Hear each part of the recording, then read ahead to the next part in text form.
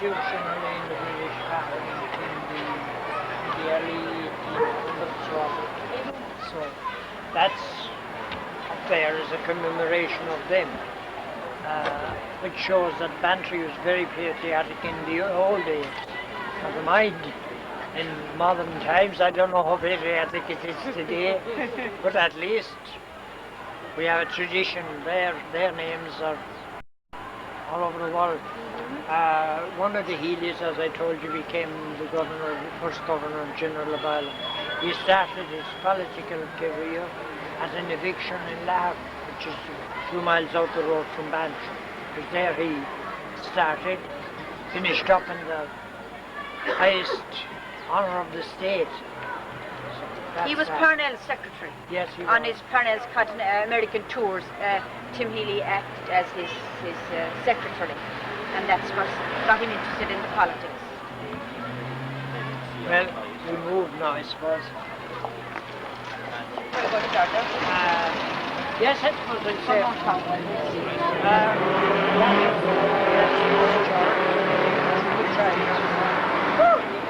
And I know I haven't any. Have you any documentary on it? They can't hear you. Have you any documentary on it, you? All I know about it is that was built about 50 something. They had the church, because previously the Methodist Brethren here in town had a little chapel in the lane we'll show it you later on opposite the Munster and Leinster Bank. But then they got a lease of this for 200 years from Lord Bantry at the time. But I don't know how. There were several, the Wolfes and the Jagos. Who else was in it? Don't you remember the Vicararies? The Methodist Brethren here in town, the Warners. They had as a group of had it built. It's a very neat little church inside and very sound stone, you know, it's very dry. But it's been sold anyway now to a doctor. In those days, you see, this street is known as Marina Street. And the tide came up, came right up the street. You know where the bakehouse and all that is up on that side, up in the main street? You know where the bakehouse is? That was an old pier. There was a place there for tying up boats. And the tide came, the river runs down through the square, under the square, you see, and the two walks, that's where they tied up the boats. It's about 1840 they began to build up this modern part of the town. But that area there, this is why that is on the marina, you see. I suppose because it was practically on the water until the quarter. It was on the water. I believe the tide flowed up to the two beaches. Corner shop. Yes. But that then was built about 1840, you see, and from that on the thing began to develop. And that place there was a hotel. Yes, that's called. That big stone place, Godson's Folly. Well, no. Godson's Folly, they call the Rock Godson's Folly, and you know that they call this the Folly. That's right, But those and Mrs. Carroll's house was all built for a hotel, which never got off the ground. Godson.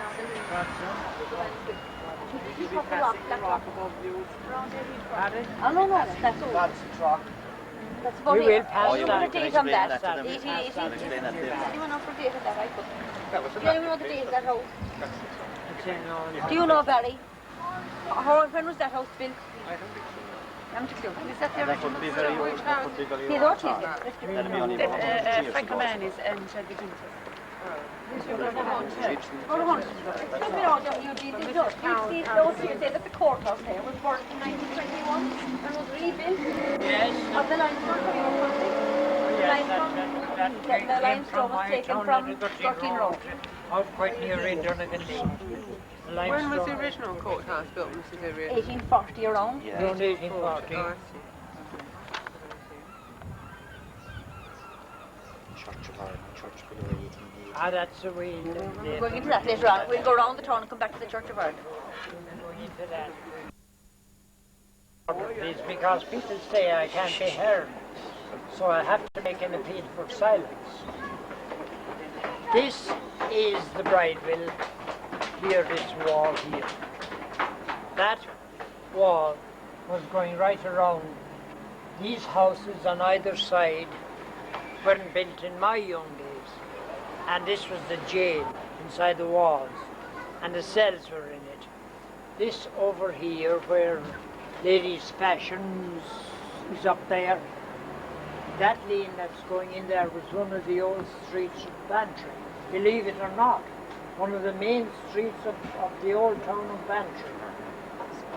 It was going up beyond two Vicaries, behind Vicaries Hotel, and going out on the street up near Vickery and Companies, which is Hurley's shop now. John Hurley's shop now. The short one. Yes, yes. That is all I have to say on here now, so we'll move on. Was it Thank you. Cadogan was tried? The last man? It would be, yes. He was tried there, he was the last man Well, to be he hanged, was wasn't tried. He was tried in Cork. Yeah, he was but tried in he was Cork. tried here, But I'd say first the night. preliminary was here. The last man to be hanged Yes. in Cork jail. Yes. Was he? That Cadogan. He was, yes, about. Cadogan. Cadogan, who shot our landlord's agent here. We'll show you the tomb of Bird when we go into God. You show me what? The tomb of Bird. Bird.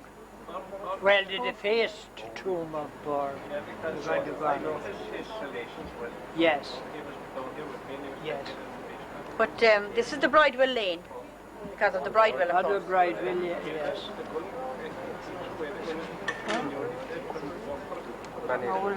By the way, I should have mentioned that the square, when it was called Wolfe Square, was the chairman of the town commissioners that called it Wolfe Square was the great James Gillooly, who was our member of parliament here for many years.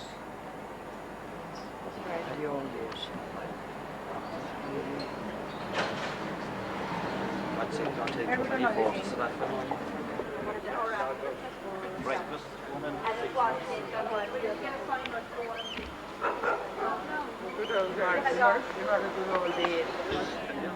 Way back in the middle of the what? The 17th century.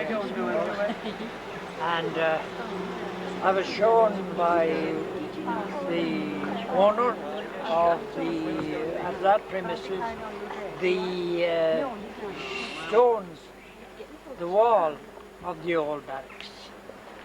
And I believe all the where the coal yard is, biggest coal yard, which you can see from where we are, that place was all excavated and the soil of it taken as ballast over in boats that come over here with, from parts of England and Wales with cargoes, and that going no cargo to take back, only ballast.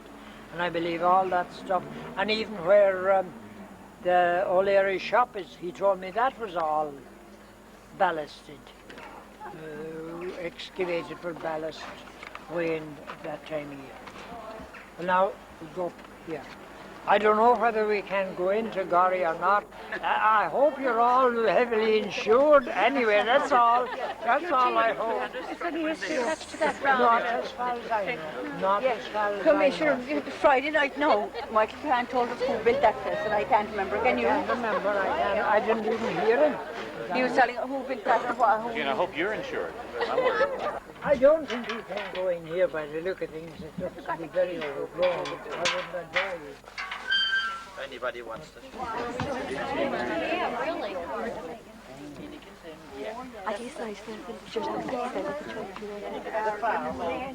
The Church of Ireland. We don't know whether it was a Catholic church taken over by the Church of Ireland or not. We can find out nothing about that. And Are there two of the Lord Bantrys died here? there are three then. Or are they died There here? are. Unfortunately, And Lord Bantry's used to be Yeah. maintained it to... that's the tomb of the Lord Bantry. You see, there's a little building behind there. Yeah. And this thing up here, look, that you can see without the capstone, that is this Bird's tomb, this William Bird, that was the landlord of a shop that Miss Cadogan was executed, the last, well, public execution in Cork jail about the 1900, 1800, I think, 1800. So, did Are there they- any relations of his living about today, ancestors, you know? Oh, the Cadigans? Yeah. Oh, God, yes, all the Cadigans around are Yeah. Harry Cadigan that's out near me would be a cousin, and the Cadigans of Jormonine, any Cadigan that's around, Jury, the people at Train of yes, Marguerite, yes. they'd be blood relations. Yes. There's only the one family. Yeah. Your words of wisdom are not floating this way. Sorry, I can't help it. I'm speaking into this and I can't be two-way.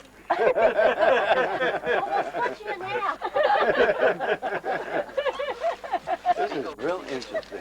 Yeah. Very. We don't know, as I tell you, whether it was ever a Catholic church or not, or we can't find out. Even we can't find out what the name signifies. What time would you... What date is this church usually? That I wouldn't say. It should be after the Reformation, I suppose. 1600. Yes, about that, I'd say. About 1600, I suppose. How long is it since it was used? 1704 to 1880. Which is? This Was in use? 1704? to 1880. It must be in use so late as that, because the church below was built in 1818, wasn't Yeah. it? Well, there was an overlap, I suppose, like with 1704 to 1880. Yeah. 1818. Yeah, the church below was built in 1880. The church below was built in 1818. Oh, the church over there was built in 1818 over there? Yes. We'll go into that too when we come to it. There was an Act of Parliament passed in 1699 or something, British Act of Parliament, to transfer the church from Keelmuckamogue in here. This parish here is called Keelmuckamogue. It's not a parish of Bantry. And There's no there's, parish of Bantry. A graveyard 3.5 miles out. Yes, I see. Keelmuckamogue graveyard. Officially, still Keelmuckamogue's a in very, legal very documents, ancient. it's described as the parish of Kilmacomore. But in the Catholic Church, it's the parish of Bantry, and the Protestant, graveyard it's the is still in parish of operation, Kilmacomore. which was there. It was Catholic, of course, in those days, which was called Keelmuckamogue. Yes, okay. Unfortunately, we can't Yes, get yes. up to it. And strangely, Or- the Catholic Have the Archaeological changed the name of the Society ever parish name to considered Bantry. cleaning it out or The doing anything with Protestants them? didn't retain the name. It is a responsibility. Question. He wasn't able to answer it.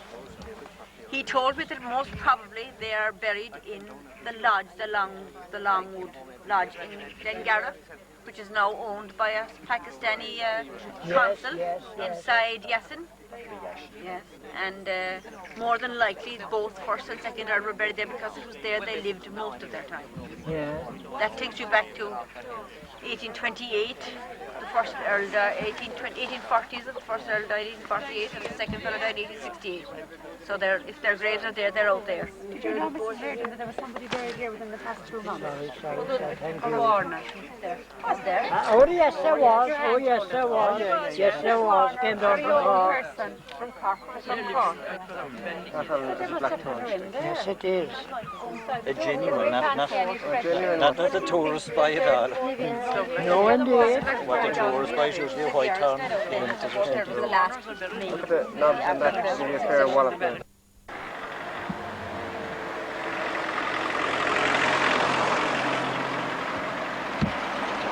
Yes. I should have seen after that. I forgot. Which I suppose most of them have Yeah, been in. oh, that's all.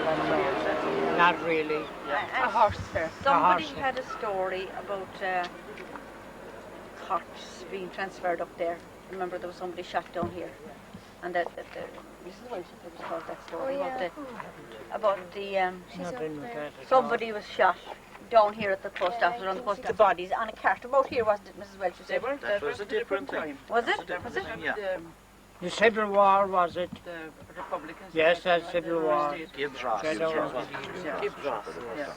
Pardon? Gibbs Ross. Yes, Gibbs Ross was shot. And they brought the body up that way or something.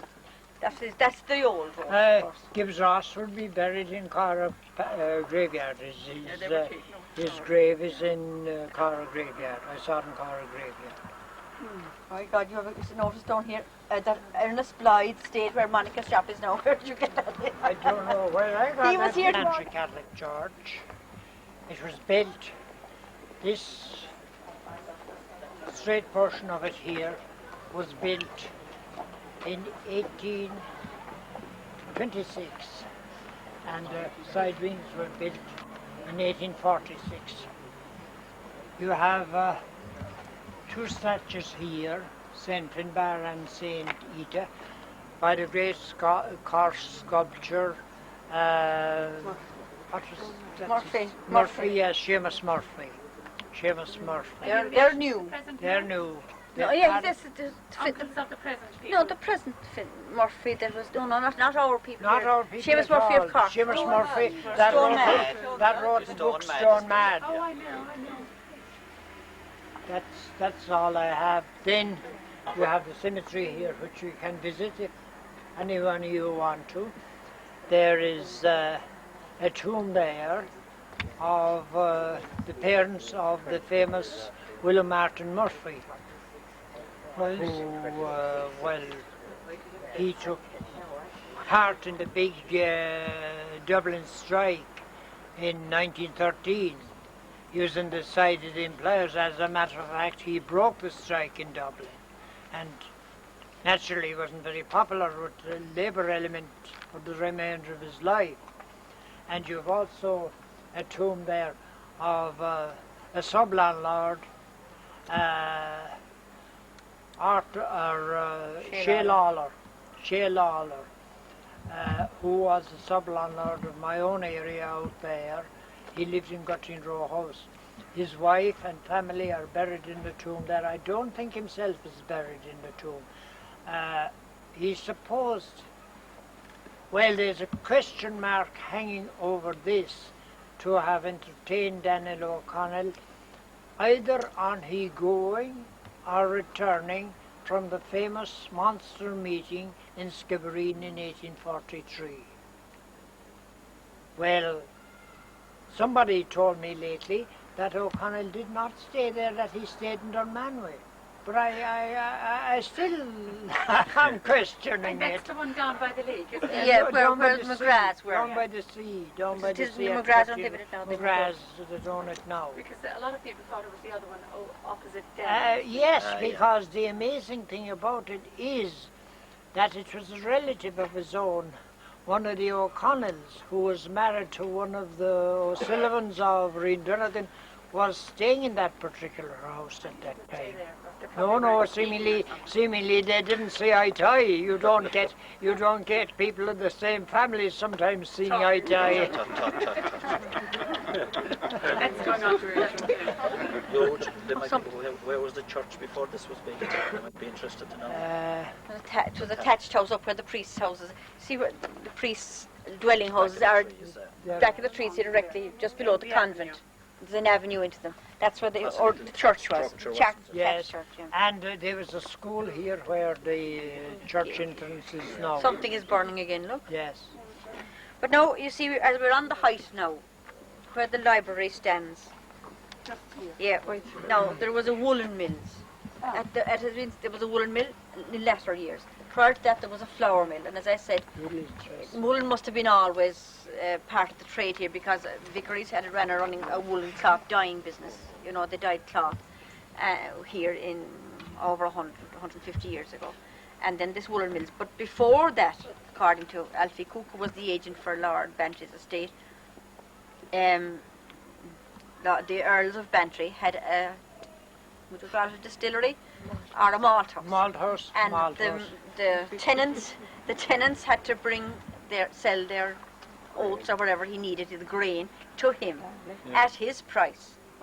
If he wanted to give tuppence a bushel, they had to sell it at that price. They had no other market for it but to bring it in here and sell it to Lord Bantry at the malt house. And that also was down there in that little hollow that we've just passed around there. Now you see from that corner, it looks a very small area, but there must have been very active and a lot of, I mean, there were lots of trades. I'd say going there.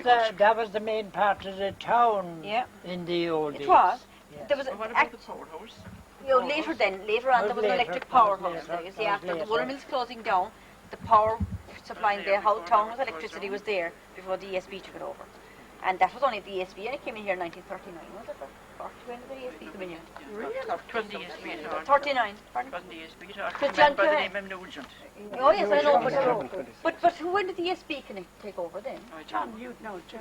Did they When have did the gas ESB here take then? over? Barry would Did they have know. gas works? No gas. There's no gas When lights. did the ESB take over here, Barry? That's what I thought. Yeah, that's John Cohen. They were eye lamps.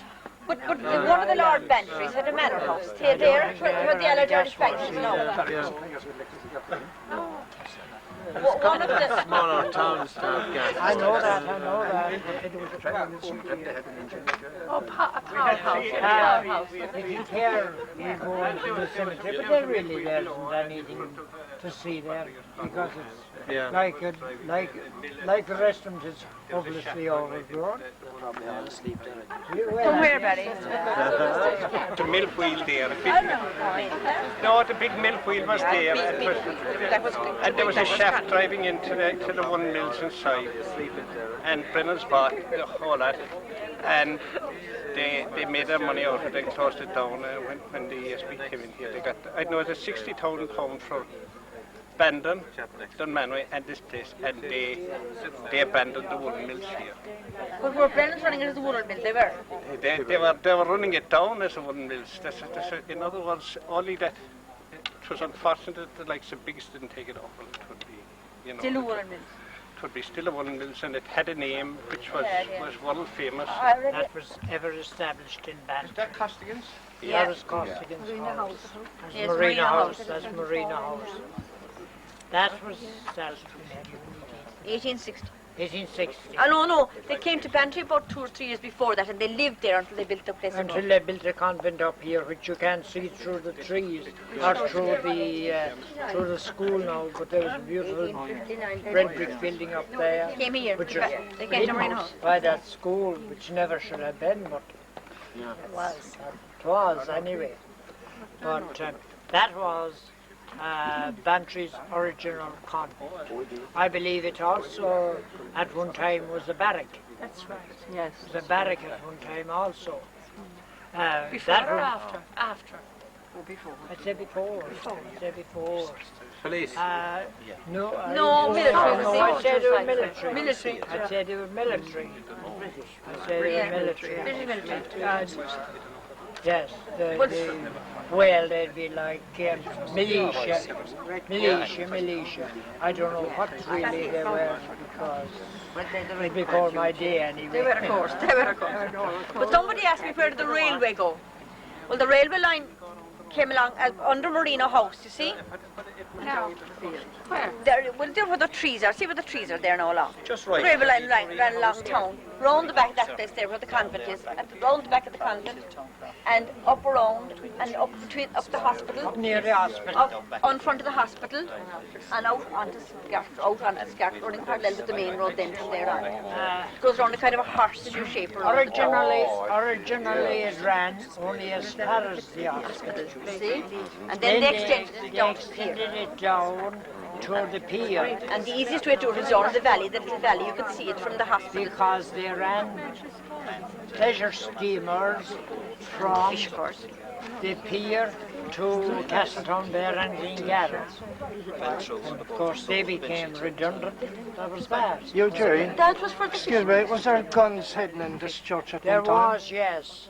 Yes. There was, Could you yes. tell them what time that was and what it's all That about? would be in what? In 1919, 1920, I'd say. Too many meetings, please. Keep quiet. There was a raid on a British sloop below at the pier, and they got the guns off her, and they went along Rinrower Strand, and came up past the Congo, as we call it locally, which would be what? I don't know what is the fish. They crossed the railway. They crossed the rail up past. By the yes, Soup Cove. House Gate, yeah? They came up through the Dunmanway Road and up the railway and came up here behind it, and They were to go into the school and Yes, and I think your man got cold feet. McCarthy got cold feet. Yeah, well, I think he got cold feet anyway. I heard he got cold feet, and they were stored. Brave Keys' father was the sacristan at the time at the church here, and he succeeded in getting them over there. And we were praying with guns over our heads for a hell of a long time, which we didn't know. Did you know the names of the people that got these guns out of that boat? I haven't them, but I can get them for you. Yeah, they were local people. They were local people. I have it. Yes. If you wanted it, is in that book towards Ireland Free by DC. There's an article on it in there. That's all I can tell you. Sean Cotter was in it. Rafe Keys was in it anyway. That's all I know from memory. And they actually went It was in this church they were kept, was it, Eugene? Yes, cold in the church, and over the railway line, and up here, above in the and hid him in attic. the church. And Rafe Keys said that they made a mistake at this thing that The ceiling clock. Hang on a minute, this gentleman has something to say. there was a cannon brought It down. isn't there anymore. Yes? And he said that if they had only realised it, they could have taken the cannon by unwinding the bolts. There were wing nuts on it. Yeah, That's what Rafe told me yesterday. yes. He said they'd be the only column in Ireland with a In cannon. Ireland, How the did they have cannon- followed then, though? Would that have been belonged to Tom Barry's column, wouldn't it? If they had got it? No, Oh, it was not necessary. No, it was before Barry's column. Oh, that's right, yeah. Earlier than Barry's column. Incidentally, the man who stood in for Barry each time he was sick was a lad from town here. That was Sean Lehan, Charlie Han, and he yes. wasn't an active member at all in any of the columns, but Yes. it was only just the Skull column, but he wasn't. He was appointed by Dublin each time that Tommy Barry got sick to take charge of the column. Yeah. Another thing, there was a brightest mill here one time, and in order to get the brightest from... Quarried by hand, as you can see, without explosives, by a man by the name of Godson, who had a hotel below where Frank O'Mahony and Mr. Lucy is now. I think we pointed out that building below in the start of the tour. He started a hotel there, and the mail coaches were passing down the mill here and going past Vickery's Hotel, and Vickery's Hotel were getting all the custom, and poor Mr. Godson was getting no, had empty rooms. So I believe he quarried this to bypass the place up here, and unfortunately he got financially burst, and the hotel never got off the field. I should think with all the digging and the hammering at the stone. So how much a day would you say the labourers were getting for chiselling that at that Oh, time? it was just 4 or 5 pence a day. I believe it was a family by the name of Flynn, the Flynns of Cardanel, that were there, or the Rosses of Cardanel. And they built the walls around Bantry outside. I know that, yes. So I think it was the Flynns. They came here originally, and they did the quarrying of the rock here. And what date, what period would you say that was when this was quarried out? No, we have not. 1880? 1880, I'd say. Long Yes. before that, I think. So that would be about 1850? 4 pence a day. Yes, 4 or 5 pence a day. So I'd imagine that would be the hiring them days. Pardon? In those days, they were for 6 pence a week. Oh, I know they did. Yeah, I said Godson's Folly. Godson's Folly, yes.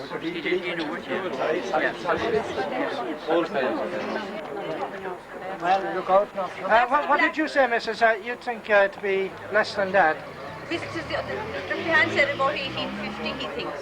Yeah. See, as I say, the town didn't begin to develop until after the famine, you know. Although there was 4,500 people here at the famine, 1849, 1846 to 49, that period. There was 4,500 people living in this small town then. It's 1983 now, so what is the population of Bantry at the present time? It's increased recently. It was about 2,000, now it's 3.5. It is the last population, the last census, it was one of the highest population of the towns of West Cork. The highest. More than Skibbereen, more than Dunmanwich. Yes, yes. Nearly 4,000 was in the last census. Doesn't look it. Does, Yeah, spread out a lot, you see. yes. Yeah. But that is Black Rock. And Bantry House was originally known as Black Rock House. So all that area must have been a Black Rock. I mean, Bantry House. And the entrance into Bantry House was up that road, you see. Well, Black Rock Road was the Black Rock Road was the original entrance into the Bantry House. Catherine could come from the Black Rock below near the bathing box. Oh yes, that's Black Road. It's all the same It's all area. Black Rock, It's all Black Rock. I hear some people say that you didn't get 4pence a day at that time. To be much less than that. Less than that. I remember talking to an old man when I was living in Kerry who worked down the roads. He told me himself, well, if you were alive today, he'd be about 100. And he told me that when he went to work, he worked for 6pence a week on the roads. Yes. Labouring. He was very glad to get 6pence a week labouring. That would be breaking stones, really, That was wouldn't it? a little penny a day roughly. Yeah. That would be breaking Well, stones mostly, yes. in my young days, all a labouring man we used to get was 10 shillings a week. I know that was as higher. Well, of course, he That was was a lot, kept. Eugene. Yes, it was. Kept. Also, he got his grub and his bed and all this. He was living in with the family, as you might say. And I know that was and was considered reasonable, I suppose. Damn lucky to get it, maybe. Yeah. This place is called a customs camp. It seemingly, customs was a toll collected originally by Lord Bantry, who leased it to Timmy McCarthy, Justin's grandfather.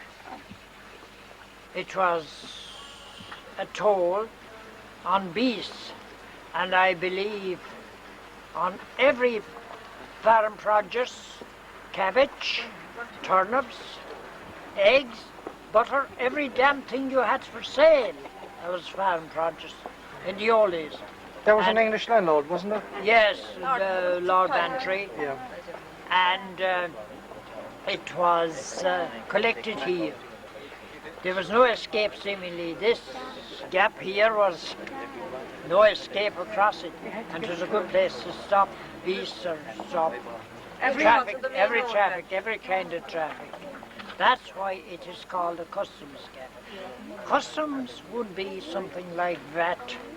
VAT is the modern customs, if you like. But I think that you couldn't say that either, because that was going to a private individual. I know, VAT yes, is but, for but, people of the country, isn't it? But yes, but still, it is all coming out of the people's pocket. Yes, but it went to a private landowner that time, didn't it? I What's know the it did. difference? I know it did, but who was the boss that time? Only the private landowners. Correct, yeah. Well, we'll move now. Which one? That one, that's what they talk where the roses are. This is called Rose Cottage. And in it lived one of the most famous Bantry men, I'd say, that ever existed. He is the two brothers, Aim and T.D. Sullivan. A.M. Sullivan wrote the history of Ireland, and Young Ireland, I think, in several books. And T.D. wrote famous songs. His most famous would be God Save Ireland, I suppose. Another one was Deep in the Canadian Woods. And he wrote several local ditties. And he also wrote the history of the Sullivans of Bearhaven and Bantry. The family, well, were famous. They were famous in the British House of Commons. Aim and T.D. were in the British House of Commons, were in the famous Bantry band. And the last of the family that I know was the famous Sergeant Sullivan that defended Casement in his trial at the Old Bailey in 1916. In August 1916, Casement was executed. But I know there was another member of the family, which was Alec too, had a jeweller shop here in Bantry and introduced rugby, believe it or not, to the town of Bantry, and was a very, very famous player in it, and Bantry had a very good rugby team under it. So that's all I know, but the Sullivan... Was there one of the Sullivans allowed there with Dublin? There could be, yes. There was, and they were responsible for some monument there, Queen Victoria. There was a lot of reaction. Oh, I'd say so, I'd say And there's a so. connection with the... He can... Yes, the present Lord Chief Justice is related to the Sullivans through somewhere or another. I think his mother was a Sullivan or some damn thing. They're connected anyway. The whole lot of that crowd, the Sullivans, the Healy's, the Harringtons, the whole damn lot of them were intermarried. They're all connected. The Harringtons, of course, came from Castletown Bear more than from Bantry. Well, they call this Blackrock Road. That's all I know of it. It was the older portion of the town. It is now the residential portion of the town. I don't believe it was ever the shopping section of Bantry at any stage. I believe it was always the residential portion of Bantry. Yes. How long ago, Eugene, Sullivan? Well, before the 1900s anyway. For the 1900s anyway. And this gentleman wants to know, are the books available in the newsagents that he wrote about Ireland? I wouldn't say so. Oh. I'd say they're I'd out say of print. that history's out I'm of afraid they're out Is it of out of print. print? I'm Get it in the afraid they're out of Library. print. I think you may get the Sullivans of Bearhaven and Bantry in Cork City, but I doubt if you get them in any local bookstall here. It's in the library, and if you ask in the library, Sean, so to see it and read it. Here's Sean, is You can read it, sit in the reference. What will you call me? Okay. Am I right? This is Church of Ireland and Bantry, and all I know about it is those monuments here, which you can read, were erected to the ends of Bantry and their countesses over the years. I believe there's a window also somewhere in the church dedicated to the Lord Bantrys. It's probably one of those, this window here. I know nothing about it really, but otherwise, all I know that this church was built in 1818. That's all I know about it. Otherwise, you can see for yourself, it's a very nice, well-kept church. I'm very thankful to the curator for putting on the lights and facilitating us in every way. And I think that ends our little walk. And thank you very much, all of you, for your attendance. And maybe in the future we might meet again, please God. Thank you all very much.